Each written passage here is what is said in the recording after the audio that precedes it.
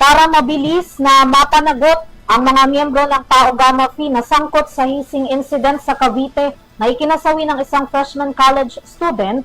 Nakikipag-ugnayan na ang DILG sa kapatiran para tulungan silang hikayatin na sumuko na sa mga otoridad ang mga ito. Batay sa umiiral na anti-hazing law, kapag nasawi ang biktima dahil sa initiation rights, habang buhay na pagkakakulong ang parusa sa mga mapapatunayang sangkot. Narito ang kabuuan ng report.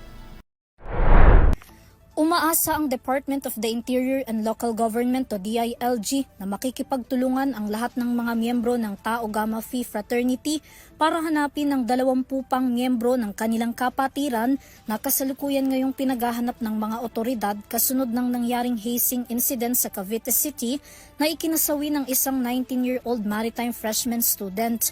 Ayon kay DILG Secretary John Vic Remulla sa isang press conference kasama ang spokesperson ng Tau Gamma Phi at Philippine National Police o PNP, hawak na nila ang 17 pangalan ng mga sangkot sa hazing na ipinalalagay na rin sa lookout bulletin ng ahensya. Ang mga ito raw ay itinuturing na bilang suspect dahil sa paglabag sa anti-hazing law. They are now suspects for violations of the anti-hazing law.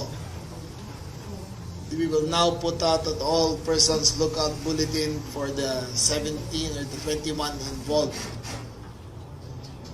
Okay. We expect the Tau Gamma Phi fraternity to cooperate with us fully into finding and apprehending and turning over their members. The Tau Gamma Phi is a 1 million strong organization, and one way or another, they should be able to find their own and turn them over to us. This will not go unpunished. Tutuluyan namin to at hahanapin namin lahat yan. Mariin namang kinondena ng National Council ng Tau Gamma ang nangyaring insidente at hinikayat ang mga miyembrong sangkot na kusa ng sumuko sa mga otoridad. Nakatakda rin daw nilang patawan ng expulsion ng mga ito. Strongly condemn the event that happened last March 1. We also would like to offer our sympathy and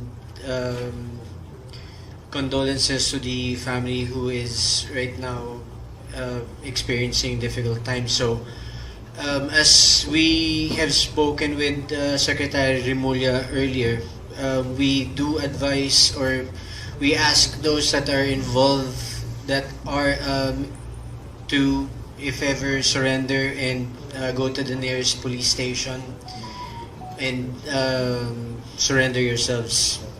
Ayon naman sa PNP, bukod sa nasawing college student, may iba ring neophyte na kasama sa hazing incident na sa ngayon ay hindi pa nila tukoy ang pagkakakilanlan. Napag-alaman ding edad 18 to 19 years old ang mga suspect na kasalukuyan pang bineberipika kung lahat ito ay pawang mga estudyante. Sabi ng DILG, nakahanda na raw ang warrant of arrest na ihahain sa mga suspect sandaling matunto ng mga ito. Ngunit paghihikayat ng DILG na mas mabuting sumuko na lamang ang mga ito sa halip na ang PNP pa ang hahabol sa kanila. Nanindigan naman ang National Council ng Tau Gamma Phi na hindi nila pagtatakpan ng nasabing issue at hahayaan ng mga otoridad na panagutin ang kanilang miyembro sa ilalim ng batas.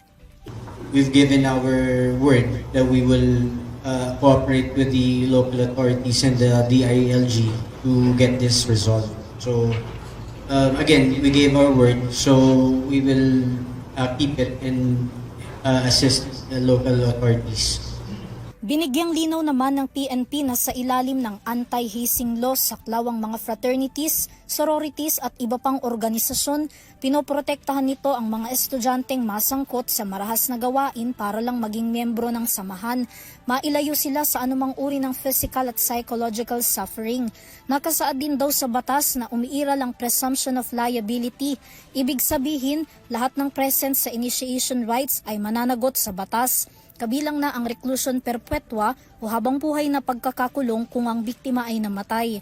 Reclusion temporal na may 12 hanggang 20 taon na kulong at multa kung magkaroon naman ng serious injury ang biktima.